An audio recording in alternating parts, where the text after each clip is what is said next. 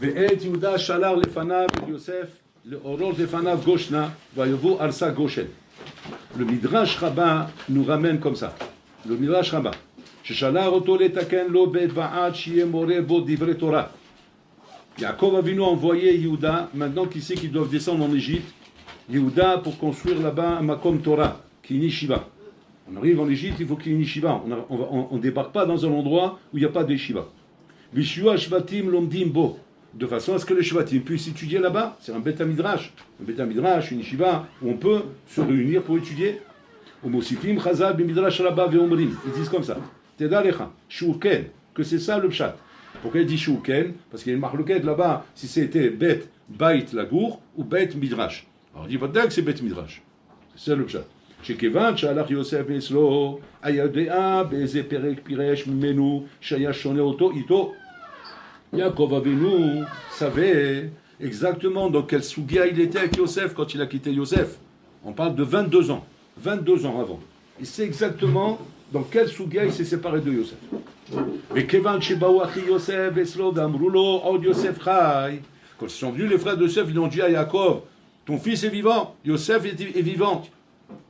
Vayafag libo, et à ce moment-là, il a eu un pincement de cœur. Yaakov Avinu, lorsqu'on lui a dit Yosef est vivant, il a un pincement de cœur.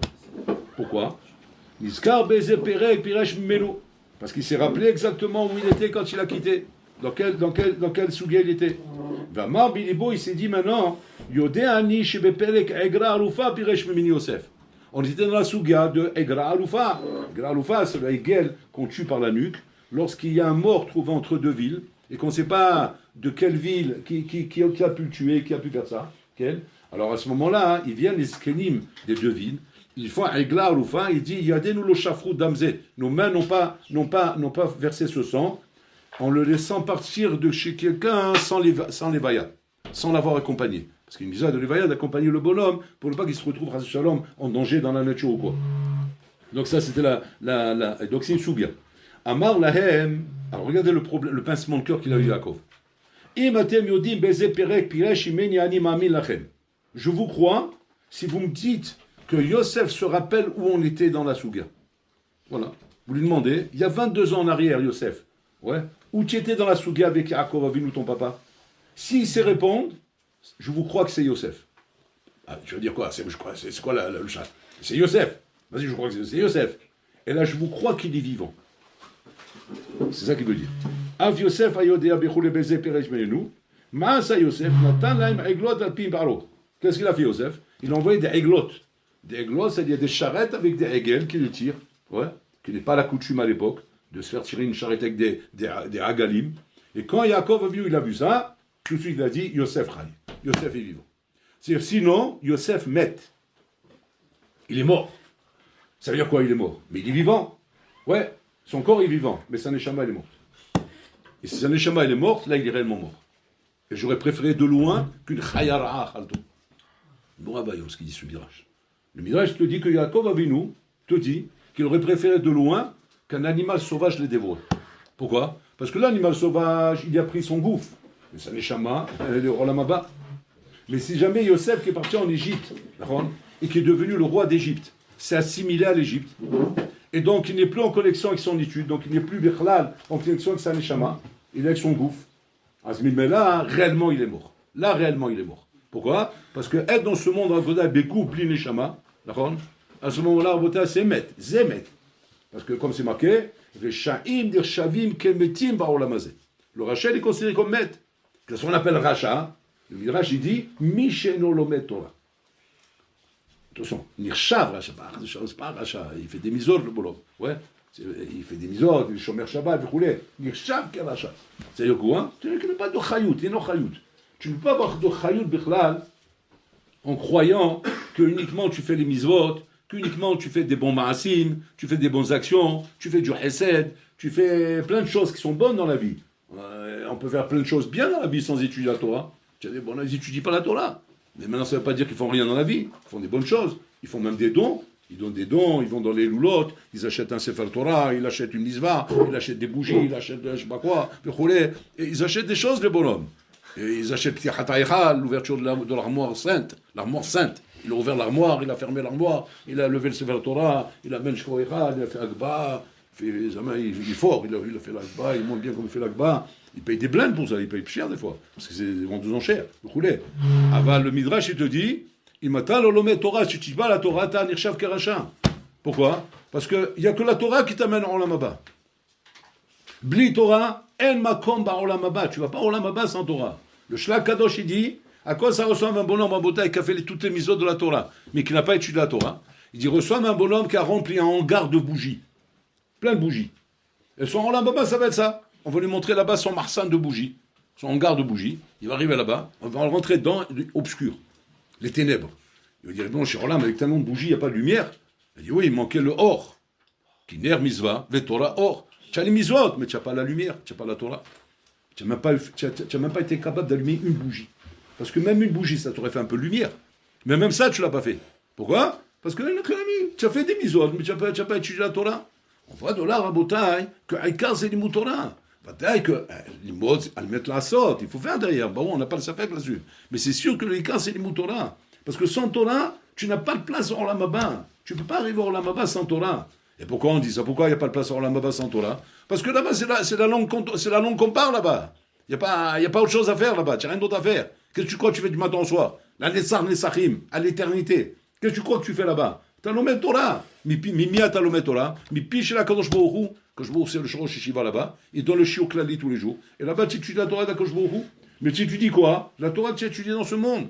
Dans ce monde, tu as écouté à la Torah, tu étudies la Torah par rapport au niveau que tu avais dans ce monde. Quand tu arrives là-bas, on te donne la Torah dans toute sa splendeur. Avec tous les sodotes qu'il y a dedans, comme moi, Kadosh Baruch Hu sait le donner, parce que lui, lui, la Torah, c'est une seule chose. Mais ça à sa condition, que tu as fait un chana dans ce monde, tu as préparé, comme tu dois préparer un shiur avant de rentrer dans un shiur be'eyoun. La même chose, tu dois préparer avant de rentrer, étudier, écouter la Torah d'Akadosh Baruch Hu. Et cette Torah, c'est la Torah d'Akadosh Baruch Hu. Donc Yaakov avait nous, il dit à ses enfants, il y a une stira dans ce que vous dites. C'est quoi la stira? Vous me dites que Yosef, il est vivant, vous Moshel Bekol Misraïm, et qu'il est le dirigeant de l'Égypte, c'est le roi d'Égypte. C'est une stira minéoubé. Il dit, papa, pourquoi tu dis que c'est une stira? Au contraire, c'est une bonne nouvelle, c'est le roi d'Égypte. Mais il ne peut pas être roi d'Égypte et en même temps être Ben Olam Haba. C'est pas possible une chose pareille. Comme c'est demande Yaakov. Comment tu fais tes études de médecine, ouais, et ciao Olam Haba? Stira minéoubé, c'est impossible.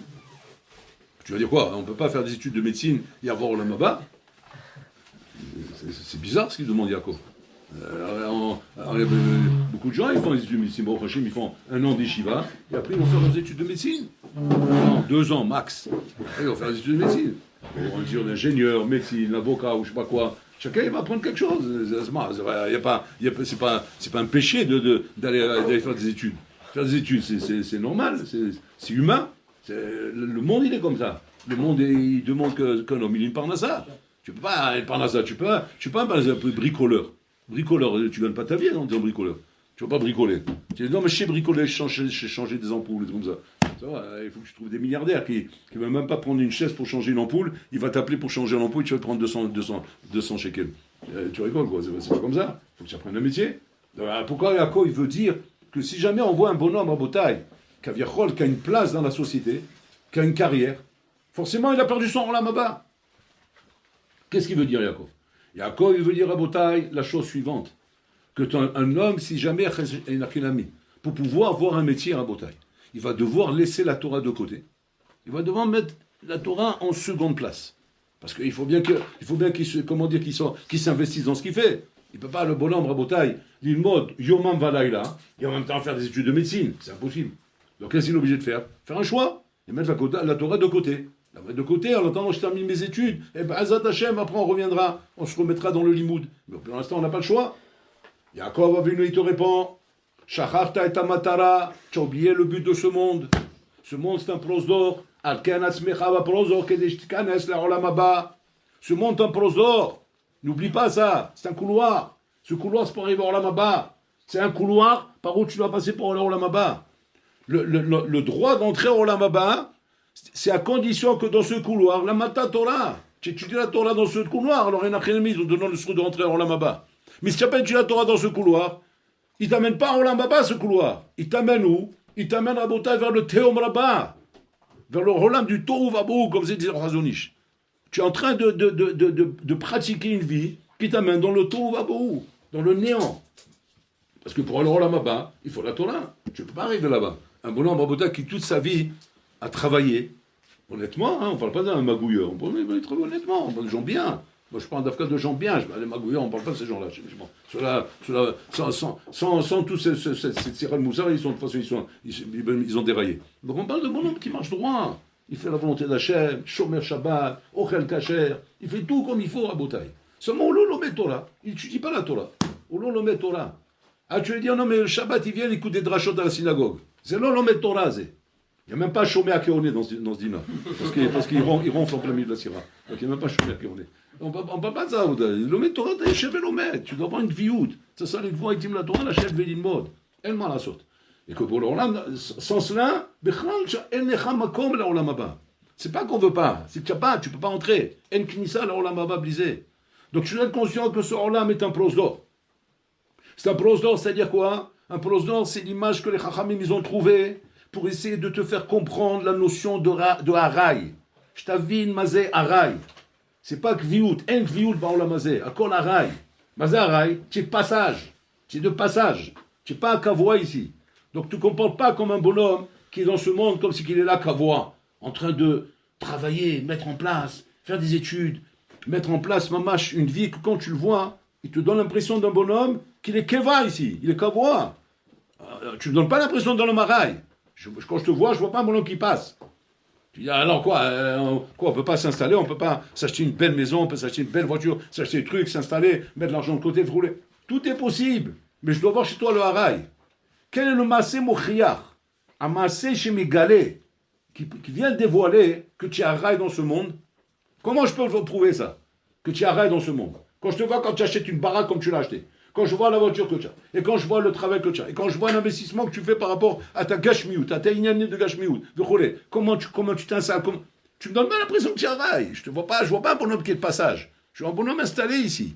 Comment je peux savoir que tu as rail et qu'effectivement ce Olam il est tafel par rapport au Ikar qui est Olam Abba et que c'est ça, Be'etzem, qui te donne le sroud de rentrer au Olam Abba quand tu as rendu ce Olam tafel.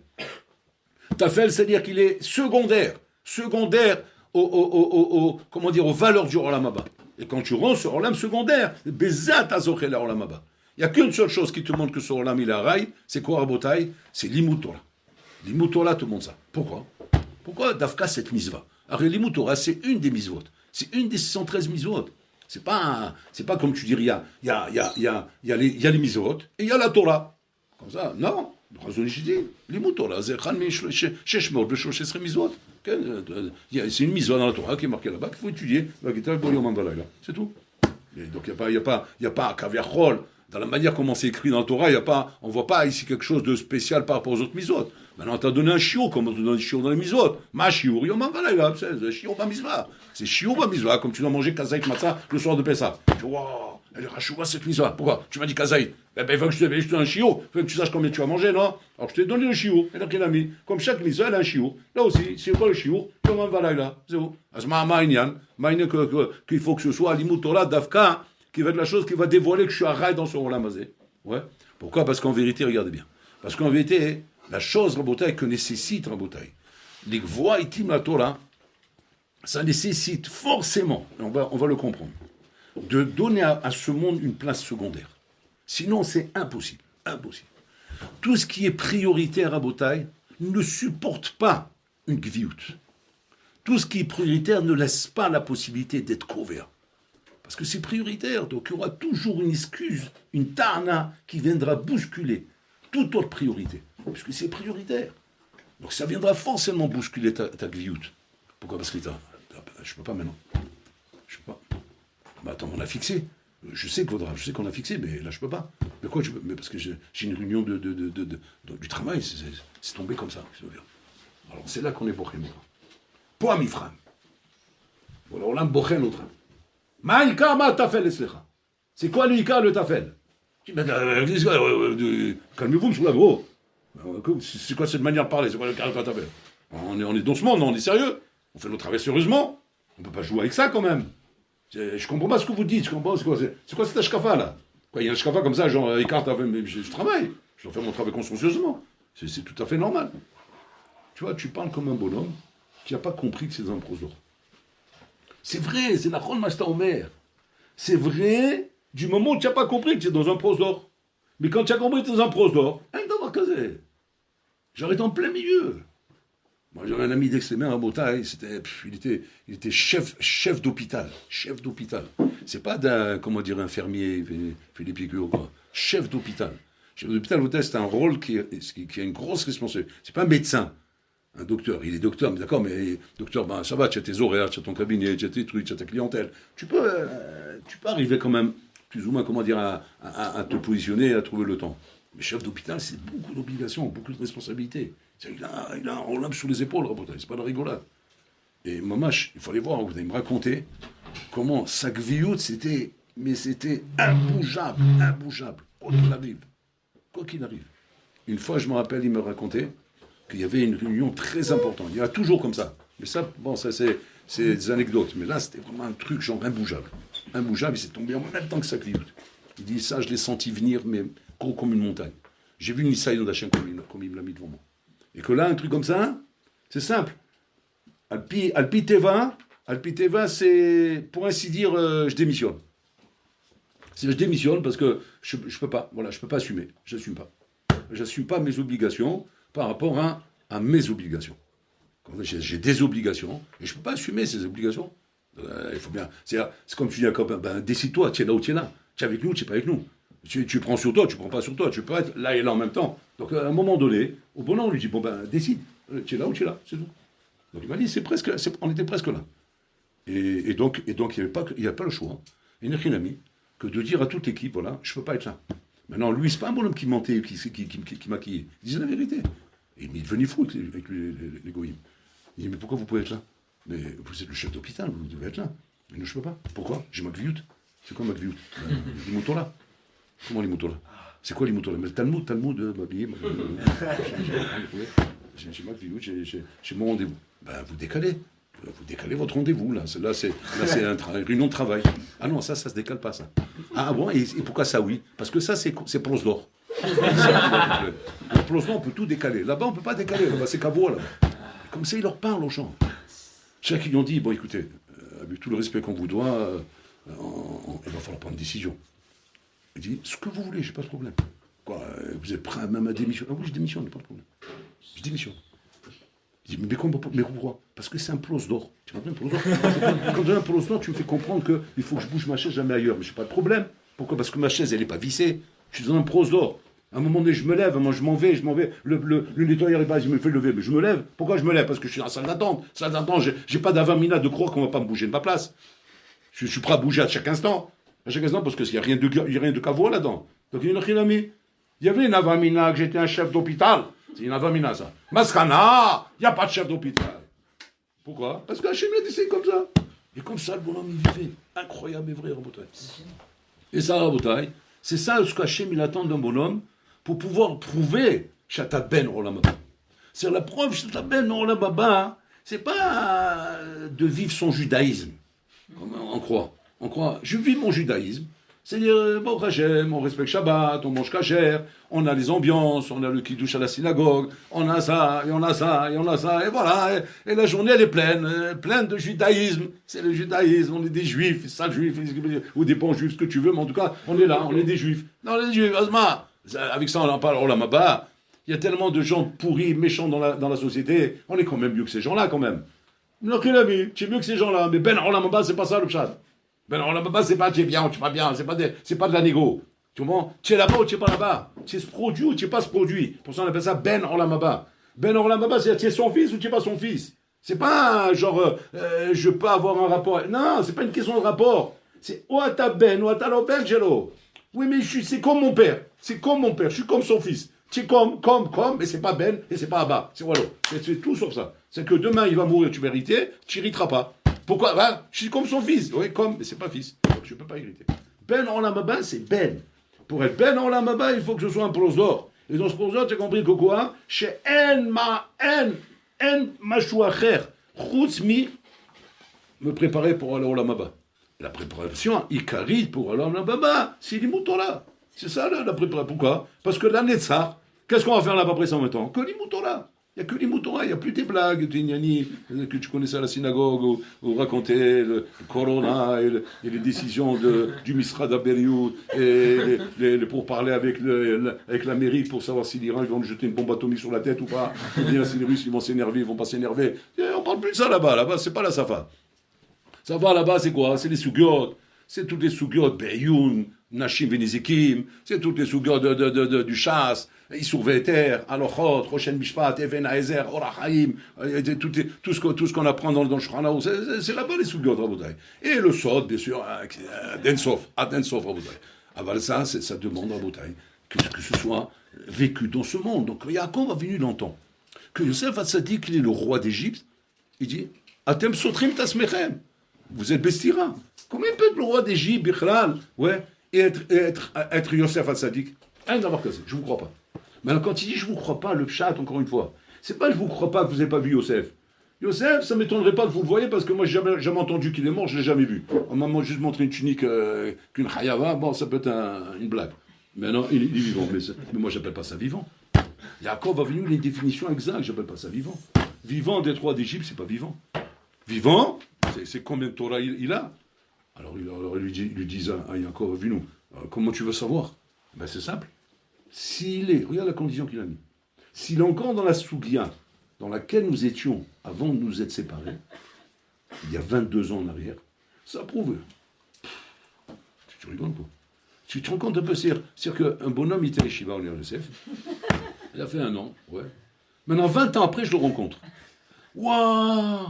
Yasra, waouh, Var Ben Tata, je vous vois, je suis content de vous voir, vraiment, vos darabes, j'ai vous languis beaucoup, viens, je t'embrasse, vos darabes. Il dit, attends, ne me touche pas, il dit quoi? Dis-moi la Souga où on était il y a 20 ans en arrière, bon, tu peux t'agir. Bon, allez, tu rigoles. Alors quoi, ici, il va pas me dire la Souga, je dis, ben, on va faire le Kaddish sur toi maintenant. Ouais. On va faire le Kaddish, tu es mort, tu es réellement mort, quoi. C'est mort, c'est quoi, il n'y a plus d'échava, il n'y a plus rien.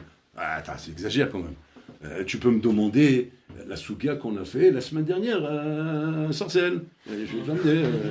On était là-bas, on a fait une souga la semaine dernière. Je suis converti là-dedans, là. Je vais te raconter la souga que j'ai fait. Qu'est-ce que tu es en train de me demander ce que j'ai fait il y a 22 ans en arrière? Yaakov demande quelque chose de plus simple. Yosef Misama, il est Chai, ok. Pour être Chai, c'est-à-dire quoi? Qui étudie la Torah. Il a fait. Alors que simplement, qui me dit un chidouche, qui me dit quelque chose qui montre qu'il étudie la Torah. C'est pas un assimilé, c'est pas devenu un Égyptien. Tu comprends? Voilà la première ce que je dois demander. Pourquoi il met cette condition-là? C'est quoi cette condition? On dirait que le monde s'est arrêté. Voilà, le temps il s'est arrêté. 22 ans, c'est le vide. C'est le halal. C'est le halal vide, c'est un espace vide, ouais, qu'il faut remplir. Et que maintenant, il faut savoir avec quoi tu l'as rempli.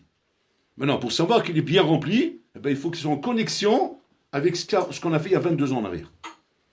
C'est-à-dire que s'il y a jamais une coupure à un moment donné, eh ben c'est comme la coupure du courant. Pif, il n'y a plus de courant. Tu n'es plus branché. Parce qu'en vérité, tu es avec moi, donc tu dois te connecter à ça. 22 ans. C'est ce qu'il a passé, Yosef. On nous raconte des kissours dans la Torah. Mais les midrashim et tout qui t'expliquent dans les détails, toutes les étapes. Mais c'est une vie d'enfer. Il a passé l'enfer, Yosef Hatzadik. Dans les prisons, dans l'Ignani, une Zoroba de Potiphar là-bas, en train de se balader à poil du matin au soir. Mais il est devenu fou. Il est devenu fou. C'est encore heureux qu'il est normal. Toi, tu parles Bechlas, il est avec la Torah. Dis d'abord s'il est normal, Bechlas, il n'est pas pété un câble. S'il n'est pas devenu Meshuga, avec tout ce qu'il a passé. Rien que d'être normal, c'est déjà un hidouche. Et toi, tu veux qu'avec 22 ans, ils sont encore dans la Sougia, Be'iyun, attention, pas du Yaakov Avinu Rabota, c'est pas de la Bikiout là-bas. Hein. Ah bah c'est du Eyoun, Khabibi. Du Eyoun, c'est-à-dire des couchons, des trucs, Amoukim, mais Od.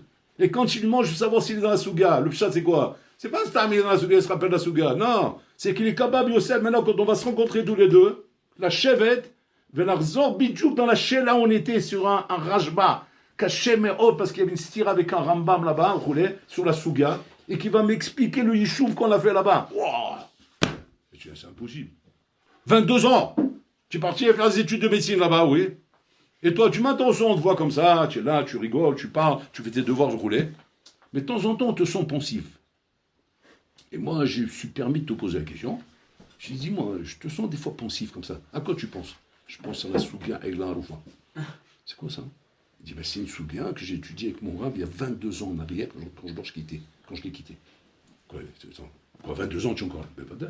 Je suis connecté avec ça. C'est mes souvenirs. C'est ça mes souvenirs de ma vie. Les souvenirs de ma vie, c'est ma Torah. J'ai pas d'autres souvenirs. J'ai pas un album de photos en short, en bermuda, comme tu as aujourd'hui. Aujourd'hui, tu demandes à un bonhomme, sors-moi tes souvenirs. Il sort son album. C'est quoi son album? Tu le vois à la Hall en bermuda, avec ses lunettes de soleil comme ça, classe comme ça, avec le ski comme ça, casque intégral, ça descend des pentes de relais. L'autre, c'est quoi ses souvenirs? Il va sortir quoi? Il va sortir sa Gemara avec ses notes. C'est ça mes souvenirs. C'est ça qui m'intéresse. Tout le reste, là, j'oublie. C'est la question. Qu'est-ce qui occupe ta mémoire? Qu'est-ce qui occupe ta mémoire? Est-ce que ta mémoire est occupée par l'entrecôte que tu as mangé il y a 10 ans en arrière dans un des meilleurs restaurants mondiaux? Parce que le bonhomme, il se rappelle de ça. Il se rappelle, il te raconte. Bah, je te raconte, Habibi. Je me rappelle là-bas, en Uruguay. C'est ce qui m'est sorti de la bouche. Je ne sais même pas ce qu'est Uruguay. On était en Uruguay. Et là-bas, il y avait un resto. Bah, cachère, attention, les toiles de David. Et il nous a servi là-bas, baby, un plat, mais chigan, c'est de la folie. Bon, ça coûte un bras, mais il faut voir le plat. Mais je m'en rappelle, je peux te raconter dans les détails ce qu'il y avait là-bas. Tu te rends compte avec quoi elle est pleine ta mémoire? De quoi elle est pleine ta mémoire? Après, tu t'étonnes pourquoi tu oublies tes sougiotes. Tu t'étonnes pourquoi tu ne te rappelles pas, Birlal, de tous les rachis de la parachat à Shavua. Tu t'étonnes pourquoi tu ne te rappelles pas, Birlal, des sougiotes que tu tues dans la Gemara. Parce que la mémoire, tu l'as. Moi, j'oublie tout, je suis une passoire. C'est pas vrai, tu as la mémoire. Et la main, la tête, elle est occupée, elle est pleine. Elle est farcie de pétanque, de raquettes de tennis, de ski, de chemises, de marques, et de trucs, voilà, et de balades, et de voyages, et de gnanim. Ah, c'est normal. Que tu crois qu'il peut rester dans ton crâne, Birlal, oui, de panouille, pour pouvoir, Birlal, enregistrer quoi que ce soit. Tu peux pas. Comme dans un truc ordinateur, là, enregistreur, là. Quand il est plein, il n'y a plus. Il n'y a plus. Pourquoi? Parce qu'il est plein. Si tu veux mettre de plus, il n'y a plus de place. Il faut qu'il y ait de la place. Mais la place, qu'est-ce que c'est? C'est toi qui l'as fait la place. C'est quoi? Tu ne laisses pas Bichlal rentrer dans ta mémoire autre chose que de la Torah. Il n'y a que de la Torah dans ta tête. Mais là, la Torah rentre, elle se met dans ta tête. C'est ce qui se passe. C'est ce qu'il demande Yaakov. Yaakov, il veut savoir si sa tête, elle est pleine de ce qu'il a vécu en Égypte. Ce qui est normal, hein, Piteva, il n'y a pas de problème. Yaakov, il n'a pas de problème avec ça. Il dit c'est très possible, Piteva, que sa tête, elle soit pleine de ce qu'il a vécu en Égypte pendant 22 ans. Ça fait 22 ans qu'il n'est pas là, le bonhomme. 22 ans qu'il est seul. 22 ans qu'il est baladé en Égypte. Et ce serait presque normal qu'il ait ça dans sa tête. Ou bien, ça n'a pris aucune place dans sa tête. Comme si c'était un halal vide. Vide, déconnecté de la seule mitzvot qu'il avait, qui était la dernière mitzvot qu'il a connue dans sa vie, avant de partir en exil en Égypte. C'est sa sougia. Sa sougia qu'il a gardée dans sa tête. Bon, Yaakov, il met ça comme un tenaï. S'il a ça, ça veut dire Yosef Rai. Oh, Yosef Rai. Là, il est vivant. S'il n'a pas ça, il est mort. Il est mort, et là, maintenant, je commence à faire le Kaddish pour Yosef. Nora Ve'ayom, Rabotai. Nora Ve'ayom, ce qu'il est en train de nous apprendre ici, Rabotai. Comment, Bichlal, les tzadikim, Rabotai, nous montrent c'est quoi Olam Hazeh. Quand Olam Hazeh, Rabotai, c'est pas Pachout. Lorsque Esav a rencontré Yosef Hatzadik, il a vu avec toutes ses femmes, avec tous ses enfants, avec tous ses troupeaux, toute cette abondance qu'il avait, il a eu Khalishut Adarat, Esav. Il a eu Khalishut Adarat. Et Yaakov Avinu, il voit qu'il a Khalishut Adarat. Il dit, Makara, qu'est-ce qui se passe? Il dit, c'est mes kartaout. Tu m'as roulé. Il dit, c'est quoi mes kartaout? Tu m'as demandé qu'on fait un pacte entre nous deux. Mais tu m'as dit que moi je prends Olam Hazeh, toi tu prends Olam Haba. Mais je vois que tu as pris Olam Hazeh. Moi, il n'a jamais été question que je sois mévater sur le Olam Haba. Toute la raison pourquoi j'étais mévater, c'est parce que je n'étais pas prêt à avoir un Olam Haba où je perds mon Olam Hazeh. Mais maintenant je vois, à travers toi, qu'on peut avoir Olam Haba et Olam Hazeh. Azani c'est ta Olam Haba. Azani le mévater, c'est mes kartaout. Comme c'est lui dit Yaakov. Et Yaakov, il lui répond. Ta'ita Achi Esav. Achi Esav, tu t'es trompé. Ton Olam Hazeh à toi et ton Olam Hazeh et mon Olam Hazeh à moi, c'est pas le même. Tu vois quelque chose comme ça extérieurement, mais tu comprends pas. Que quoi? Chez Kol Mashtaro est posé Kulo Torah. C'est craindre la Torah, tout ça. À Kol Zezerak Torah. Ton Olam Hazeh à toi, c'est Olam Shel Ta'avot. Pourquoi tu te maries parce que tu veux une femme, tu veux une gonzesse, tu es tombé amoureux d'elle, tu la rencontres en boîte de nuit, c'est le coup de foudre, ouais, et après ça a été le coup de final, quoi. Après tu t'es marié avec elle. Et après, après tu parles de divorce, malheureusement. Moi je me marie pas pour ça. Moi je me marie pourquoi? Parce que je dois mettre mes quand la misa, qui me regarde à toi, depuis revirer bien. Maintenant pour prier, bien, je trouve une sadiquette qui va être là à mes côtés et qui va m'aider à rester dans ma vie de Torah, tout en m'aidant en faisant la misa de Pierre Viribia. Voilà pourquoi. Pourquoi je veux des enfants? Eh bien, pour pouvoir s'amuser avec eux, ils sont mignons comme ça, qu'ils sont petits, comme ça, on leur tire les oreilles, comme ça, tout mignon, tout rose comme ça, après ils grandissent, c'est un peu embêtant. Quand ils sont grands, ils sont embêtants quand ils sont grands. Mais déjà, ils ont petit, alors c'est mignon. Mais c'est pas pour ça que je veux des enfants, moi. Moi, j'ai des enfants pourquoi? Pour les rendre au Hachem, pour faire la mise de Pierre bien, et les grandir dans la Torah et les misotes. Voilà pourquoi je veux des enfants. Et tout ce que je fais dans ce monde, c'est tout pour la volonté d'Hachem.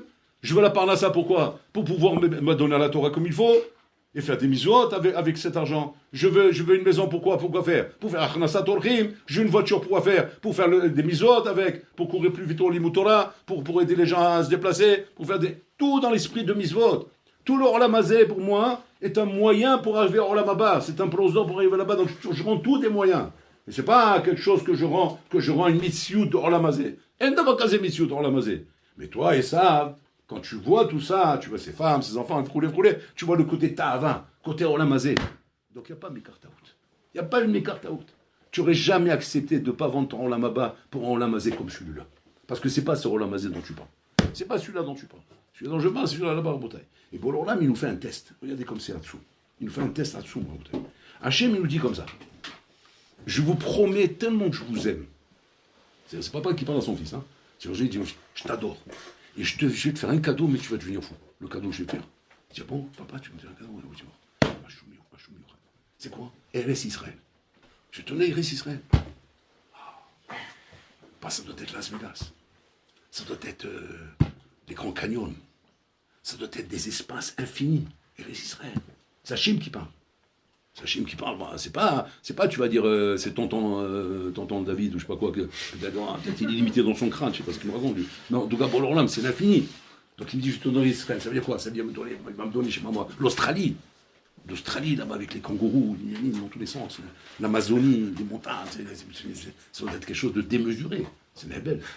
Maintenant, il ne sait pas de quoi il parle, le problème quand il entend. Et je vais tourner Israël. Eres Yafa, Rechava, magnifique, rare. C'est pour l'homme qui parle. Hein. Ça doit être infini. Ça doit être grand. Rien pour pouvoir la traverser, je vais mettre peut-être 3 jours en avion. Pour traverser Israël, oui. Au moins 3 jours en avion, hein, attention, pas en voiture. En avion. Parce qu'en voiture, j'en ai pour 3 mois. C'est la Chine qui parle, c'est immense. Puis Tom, je débarque en Israël. Et je découvre. À vue d'œil, je vois le bout. Ou Farasta Yama Vakedma. Mais qui on est dans un carré de mouche. C'est une banane. C'est vrai, je vois, c'est une banane. C'est un concombre, une banane, entouré de Mohamed autour, qu'ils ont des espaces l'infini. Ouais. Il m'a mis une banane en plein milieu, là. Il me dit, voilà. Nous, il m'a dit, on fait un truc comme ça. C'est beau ou pas? Tu es content, mon fils? Tu es content du cadeau que je t'ai fait? Et toi, tu regardes ça, tu dis, oui, c'est bien, oui. Ouais, c'est pour moi. Et dis-moi, il y a le sport d'hiver ici. Tout. C'est ça qui est à dessous, en Bretagne. Vous aurez dit, en Israël, il y a tout.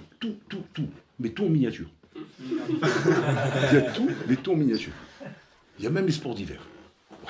Voilà, il commence à tomber de la neige, là. Les Israéliens sont comme des fous, il y a de la neige. Donc on va s'équiper maintenant. Les Israéliens, oui, s'équipent. Ben, on Rouslarès. D'accord? Donc les bonhommes, ils vont au Rouslarès. Donc ils débarquent dans les espaces. Les espaces où là-bas, on vend tout le matériel. Alors, par exemple, lui, sport d'hiver, tu rentres dans l'espace sport d'hiver, c'est le sport forêt. Alors, il présente les skis, les bâtons, les casques, les trucs comme ça, il y a l'ultraviolet comme ça, machin mural comme ça, c'est le forgeron, là, bon, faut descendre la montagne, avec les trucs, les antennes, les belles, quoi, un truc que normalement, c'est un matériel raboué pour descendre des pistes que tu en as en main pour 3 heures montre en main. Mais, c'est au minimum. Il faut un matériel de folie. Et comment dire, le truc là, le machin, comment ça s'appelle? Le truc pour pas avoir froid, sinon c'est la tunique là, tunique spatiale. La tunique spatiale avec les bottes et les trucs, et les gants, et la belle. Et le blanc, il vient de Rouslarès et avec ses copains.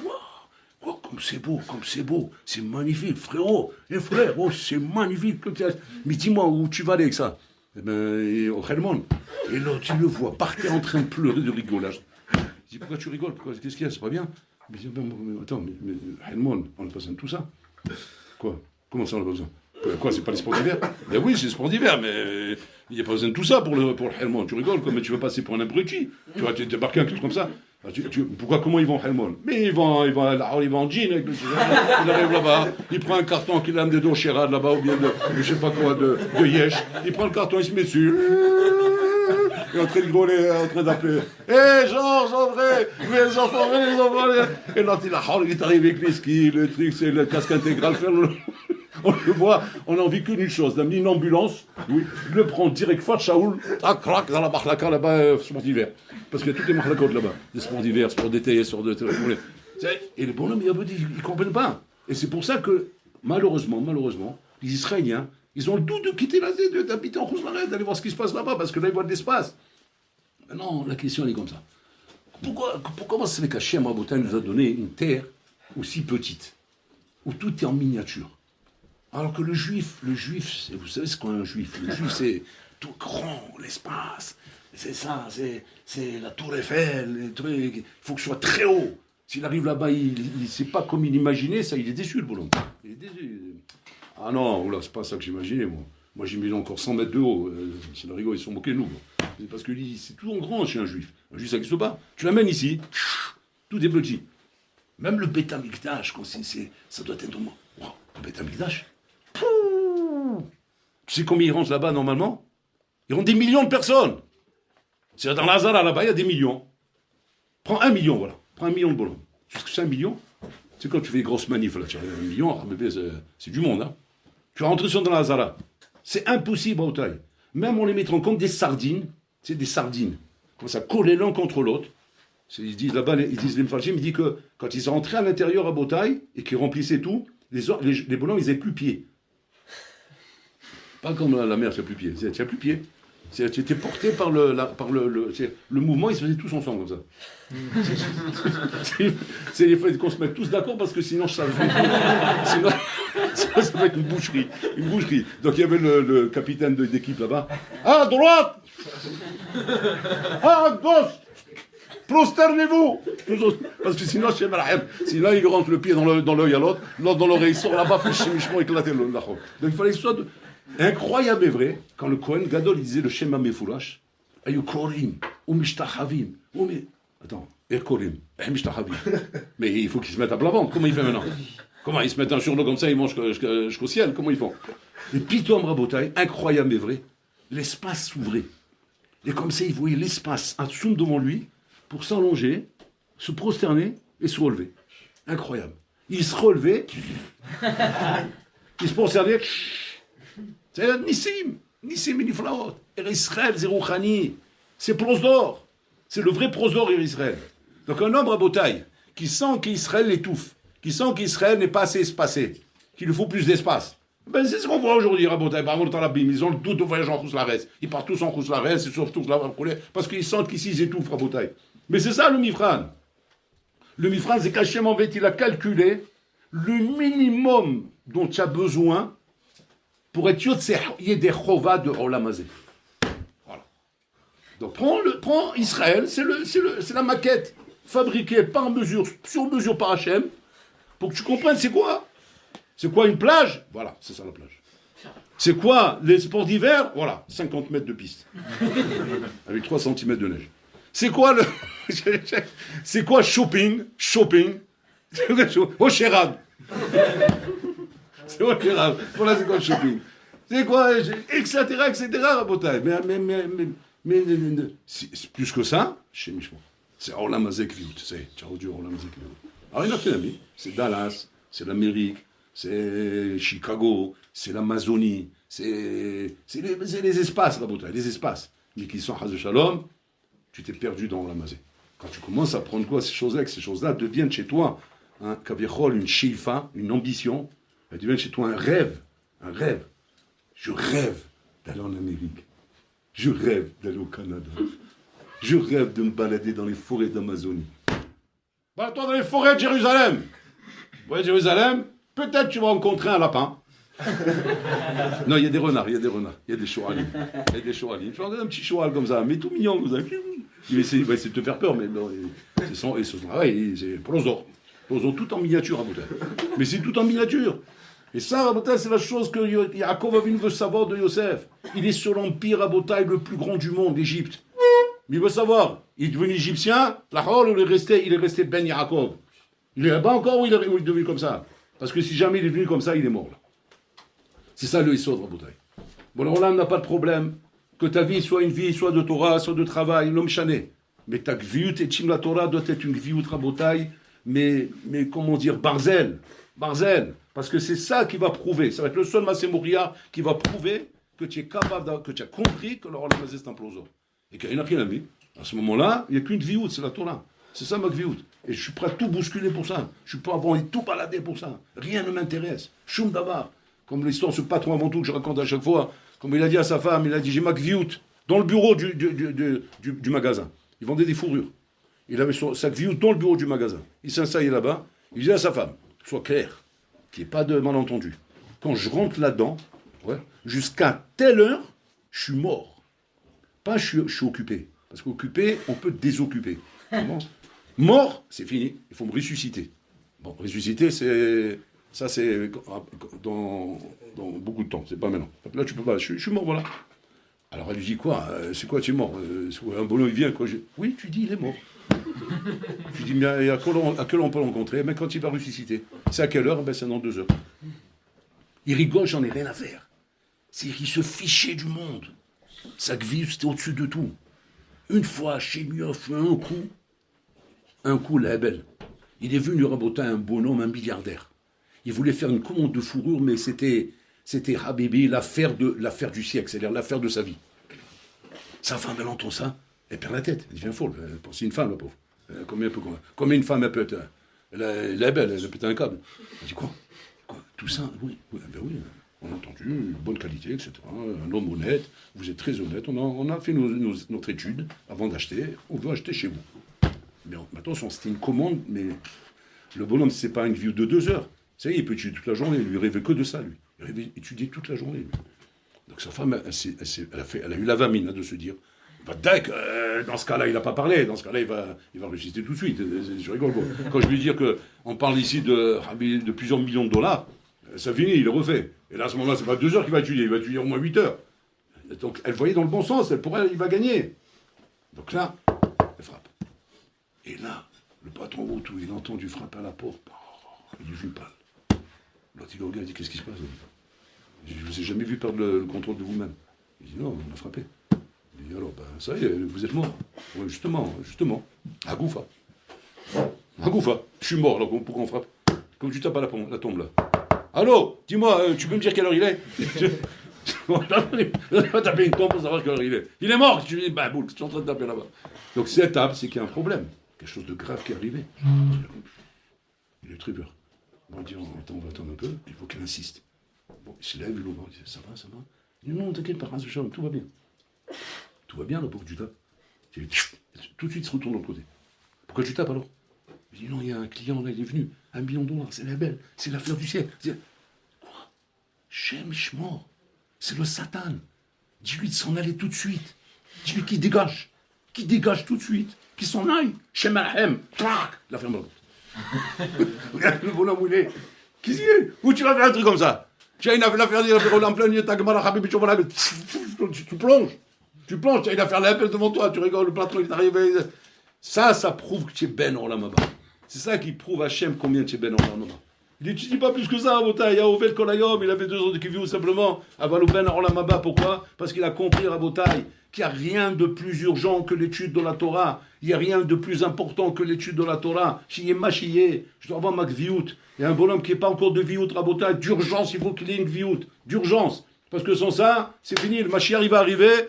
Il va te dire, toi, là-bas, tu n'as pas Olam Haba, allez, sortez d'ici.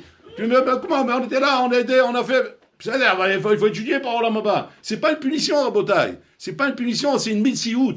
Dans la mitziout, tu peux pas zocher la Olam Haba si tu n'as pas de Torah, rien d'avoir casé. Donc c'est la chose la première au niveau Ashkafot qu'il faut acquérir quand on vient à la Shiva. Première ashkafa qu'il faut acquérir. Quoi que tu fasses dans la vie. Même tu vas faire des études, tu vas travailler, tu vas faire rouler. Mais il y a une chose qu'on va te demander. On ne va pas te demander des comptes pourquoi tu as fait des études, pourquoi tu es parti en Égypte. Yaakov Avinu, il ne demande pas des comptes pour qu'il est en Égypte. Il ne demande pas pourquoi il est devenu roi. Ça ne le dérange pas tout ça. Tu sois roi, tant mieux pour toi, la brioute. Voilà, sois roi. Garde de l'argent, garde des milliards. C'est pas ça qui me dérange.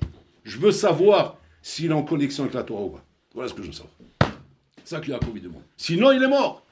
Sinon, réellement, mon fils, je l'ai perdu. À ce moment-là, j'aurais préféré que la chayara, elle est mangée. Parce que là-bas, au moins, il était un ben Torah. Alors, il était dévoré par une chayara, mais c'était un ben Torah. Mais là, Balmenan, ça y est, il s'est assimilé. Il s'est assimilé à l'Égypte, c'est devenu le roi d'Égypte, Balmenan, c'est fini. J'ai perdu mon fils. Regardez l'erreur que les parents ils peuvent faire. L'erreur que les parents ils peuvent faire à Boutaï, lorsqu'ils s'empressent de dire à leurs enfants, ça y est, tu as fait un an d'Ishiva, ça y est, rentre à la maison, on va faire des études, on va faire des trucs. On n'a pas de problème. Boutaï, on n'a pas de problème. Il fera des études, il n'y a pas de problème avec ça. Seulement, est-ce qu'il a assez de plomb dans sa tête pour avoir compris en un an, que la Torah, ça doit être le Ikar pour lui dans la vie, hein? Parce que sinon, Balmenan, il est mort. Tu as signé son arrêt de mort en le faisant sortir aussi de l'Eshiva. Si Nachilami, on est certain et on signe sur lui que ça y est, il est bien construit, il est épanoui, il veut rouler, et Nachilami, tu peux le sortir, parce que celui-là, il ne bougera pas. Mais sinon, chez Mishmo, tu prends ton fils, toi, les parents que tu l'aimes, sois aimant, Arzarim, cruel, il n'y a pas plus cruel que ça, de croire que tu veux le bien de ton fils alors que tu veux son mal. C'est-à-dire, en vérité, tu travailles pour le Satan. Tu es devenu l'instrument du Satan. Pourquoi? Parce qu'en vérité, qu'est-ce que tu es en train de faire? Tu es en train, encore une fois, malheureusement, d'avoir oublié que le Rolamazé, c'est un prosor. C'est pas de la Hassidout, ça. C'est pas la Torah de Baba Saleh. C'est le Aleph Bet. Le Aleph Bet, Rabotai, dans la vie. Tu peux tout faire dans ta vie. Bon, le Rolam n'a pas de problème. Prends le chemin qui t'intéresse dans ta vie. Sois ce qui est bien pour toi. Mais une chose, je te demande, c'est quoi? Ne te déconnecte pas de la Gviut avec la Torah. Pas tu étudies la Torah un peu là, non. Gviut. Pourquoi Gviut? J'étudie, ça va, une fois c'est le matin, une fois l'après-midi, une fois le... Ça va, moi je n'arrive pas à faire Gviut, Hachem. Comprends-moi quand même, on vit dans la galoute, c'est pas facile, le travail, Yanim, c'est pas facile, Hachem. Sois gentil quand même, bon Dieu, tu es le bon Dieu, tu es miséricorde. Ça sympa, il y en a marre toi avec des cris, des insultes, ça les juges, c'est vrai que les insultes, les cris, les menaces, les Yanim, on peut pas être normal, parle normalement. Normalement, on fait ce qu'on peut, voilà, on fait ce qu'on peut. Bon, alors là, il me dit, c'est pas ça le problème. J'ai pas de problème avec ça. Hachem il est marhem. Hachem est al-Kelouam. Seulement j'ai besoin de voir combien tu es d'être ben Olamaba. Et pour être ben Olamaba, c'est une opération. Et cette opération, si tu l'as pas. C'est pas une question de chassid ou de rien. C'est une question si tu as compris ou tu n'as pas compris.